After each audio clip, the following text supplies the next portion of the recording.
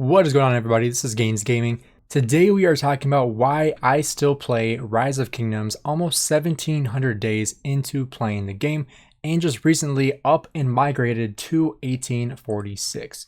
Now, there are a lot of different reasons why I play the game, and I did cover a couple of these in my migration video to 1846, but the number one reason why I love the game so much is the community aspect. I truly think that this game has one of the best communities in really any mobile game, any video game.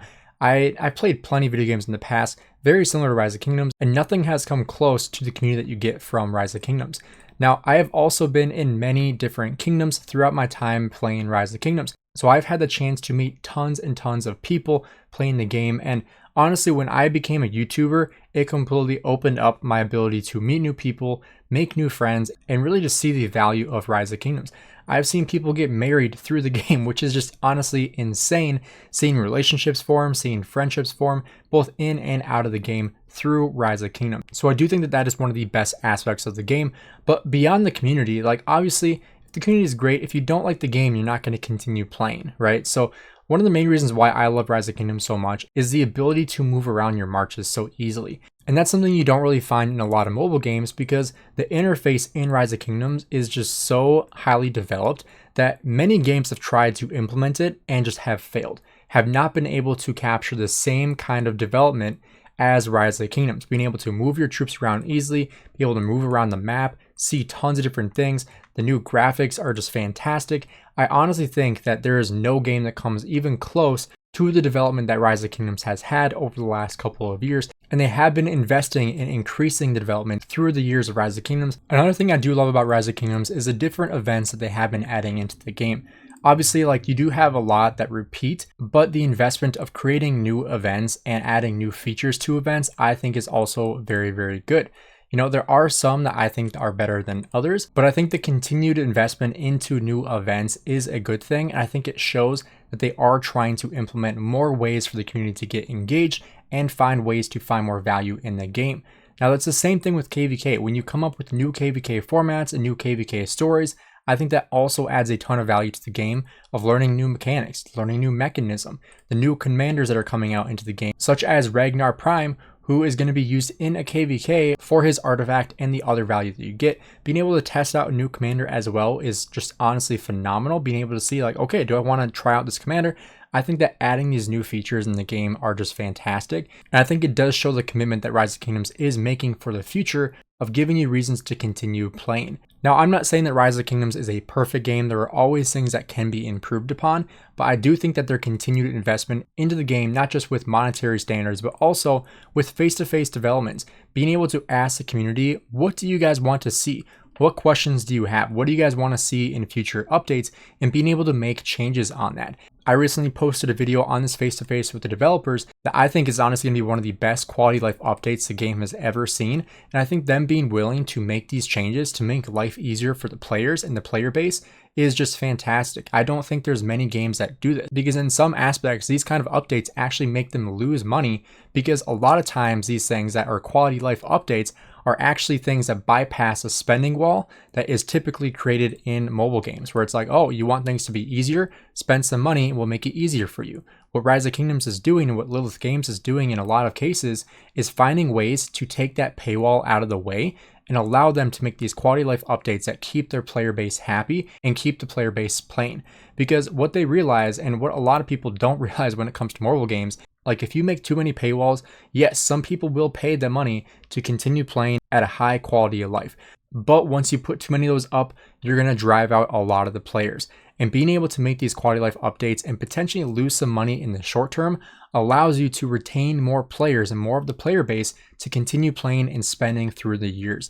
And I think that's one thing Rise of Kingdoms does very well. I know a lot of people do say that Rise of Kingdoms is too pay to win or it forces people to spend to play, and that just really isn't true. There are so many people that are free to play that do so well in this game. Yes, they do have to spend more time playing the game, but if you find a game that you enjoy playing in your spare time and you find value in that, then by all means, like you don't have to spend to be successful in Rise of Kingdoms.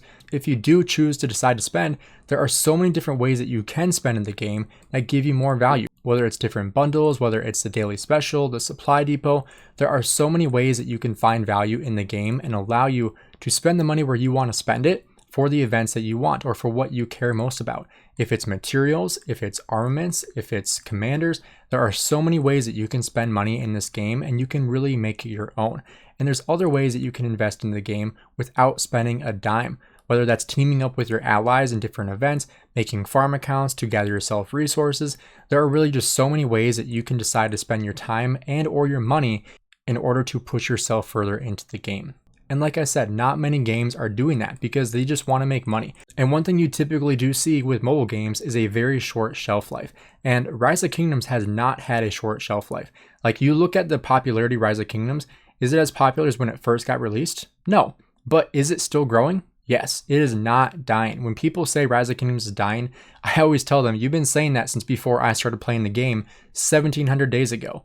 And so, like, whenever people are saying that, it's like, okay, you obviously have not looked at the data that proves that Rise of Kingdoms is not dying. You also haven't looked into how much they've been investing into the game to continue seeing these changes. Because if the game is dying, they're not spending money and making updates. They're not spending money and time going through and asking people, what do you want to see in the future? How can we make your player experience better? They are not going to be doing that thing. So when you continuously see face-to-faces, when you continuously see new updates coming in the game, new commanders coming into the game, these are all good things.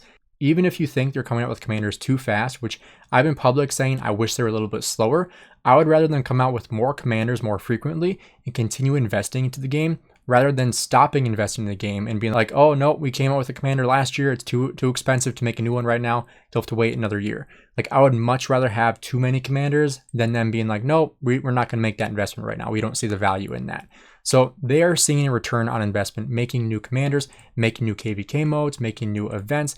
And the longer they are doing that, the longer they continuously invest, the better the experience is going to be for the players, which is why I love this game so much, which is why I'm so happy to be a sponsored content creator for them. Like, I'm not getting paid to make this video. This is all my own opinion. I get free range of videos that what I want to make, and I can say whatever I want. I can be as critical or as praising as I want to be.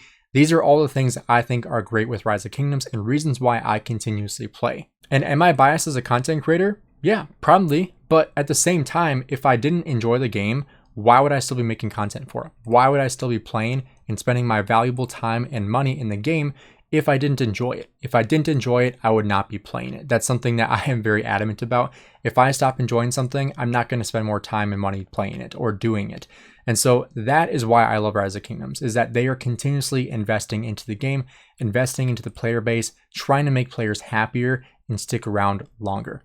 So I want to hear what you guys think about this, what you think about the new updates, what you think the future Rise of Kingdoms holds, and what you love the most about the game, as well as how long you've been playing. I'm very curious to hear that because I have not been playing the longest. There are plenty of people well over 2,000 consecutive login days. But for me, that is what I love the most about Rise of Kingdoms. I want to hear about you guys. Comment down below, and I'm really excited to see what you say. But thanks again for checking out the video, and I'll see you guys next time.